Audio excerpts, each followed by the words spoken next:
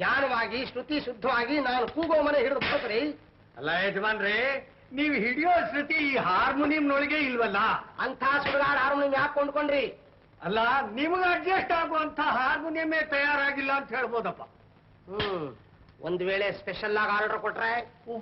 ಹಾಗೊಂದ್ ವೇಳೆ ಆರ್ಡರ್ ಕೊಟ್ರೆ ತಯಾರಾಗ್ಬೋದೇನೋ. ಅಲ್ಲ, ಅಲ್ಲಿವರೆಗೂ ನೀವ್ಯಾಕೆ ಶ್ರಮ ಪಡ್ಬೇಕು? ದಯವಿಟ್ಟು ಈ ಪಾರ್ಟ್ನ ಬೇರೆಯವ್ರಿಗೆ ಯಾಕೆ ಚೇಂಜ್ ಮಾಡಬಾರ್ದು ಅಂತೀರ? ಏನಯ್ಯ ಮೇಷ್ಟ್ರೆ, ನನ್ ಏನಂತ ತಿಳ್ಕೊಂಡ್ಬಿಟ್ಟೆ ಏನು? ಈ ಕಂಪ್ನಿಗೆ proprietor, actor, director, music director, writer ನಾನು. ಈ ಕಂಪ್ನಿಗೆ ಹಾಕಿರೋ ಹಣ ನಮ್ಮಪ್ಪಂದು. ಅದಕ್ಕೆ ಜ್ಞಾನವಾಗಿ ಶ್ರುತಿ ಶುದ್ಧವಾಗಿ ಸ್ಥಾಯಿ ಹಿಡಿದಬಾರ್ದು. ಇಲ್ಲ ಅಂದ್ರೆ ನಿನ್ನ ಸ್ಥಾನ ಭದ್ರವಾಗಿರಲ್ಲ. ಹಾಗೆ ಕಿಡಿ ಜೋರಾಗುತ್ತು.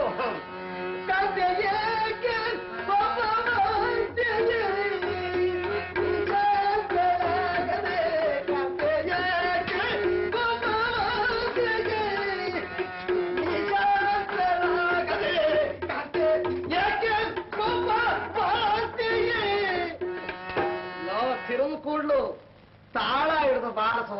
ಇದು ಏನ್ ತಾಳ್ರಿ ಯಜಮಾನ್ರೆ? ಕಾಂಬೋದಿ ತಾಳ ತಿರ್ಬಿಟ್ರಾಗ. ನಿನಗೆ ರಾಗ ಗೊತ್ತಿಲ್ಲ, ಅವನಿಗೆ ತಾಳ ಗೊತ್ತಿಲ್ಲ. ನಿಮ್ಮಿಬ್ಬರನ್ನ ಬಿಟ್ಟರೆ ನನಗೆ ಗತಿ ಇಲ್ಲ.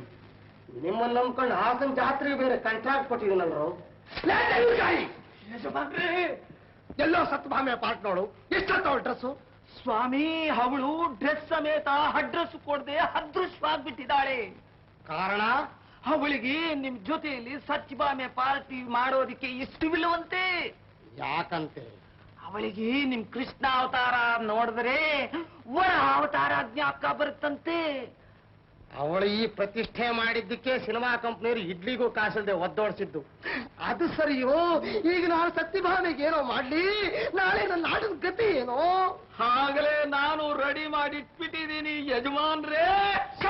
ಯಾಕೋತಳ ಕರ್ಕೊಂಬರೋ. ನಾರಾಯಣ. ಏನಯ್ಯ ಮೇಷ್ಟ್ರೆ, ನೋಡಿದ್ಯೋ ನಮ್ಮ ಕಂಪ್ನಿಗೆ ಎಂತೆಂತ ಹುಡುಗಿರು ಬರ್ತಾ ಇದ್ದಾರೆ. ಹೌದಪ್ಪ, ಕಂಪ್ನಿಗೆ ಒಂದು ಹೊಸದಾಗಿ ಹೆಣ್ಣು ಬರ್ತಾ ಇದೆ. ಬಂದ ತಕ್ಷಣ ಹಳಬರು ನೀವು ಕಳಿಸ್ಕೊಟ್ಬಿಟ್ಟಿರಾ. ಅವಳೆದ್ರಲ್ಲಿ ಹಾರ್ಮೋನಿಯಂ ಶ್ರುತಿ ಇಲ್ಲ, ತಬಲದಲ್ಲಿ ತಾಳ ಇಲ್ಲ ಅಂತ ಹೇಳಿ ತಲಾಟೆ ಮಾಡಿ ನನ್ನ ಮಾನ ಕಳೆದು ಬಿಟ್ಟಿರಾ. ನೀವು ಸುಮ್ಮನೆ ಬಾಯಿ ಬಿಡ್ತಾ ಇರಿ, ಅದಕ್ಕೆ ನಾನು ಬಾಯ್ ಬಿಡ್ತೀನಿ. ಗೊತ್ತಲ್ಲ ತುಟಿ ಚಲನೆ.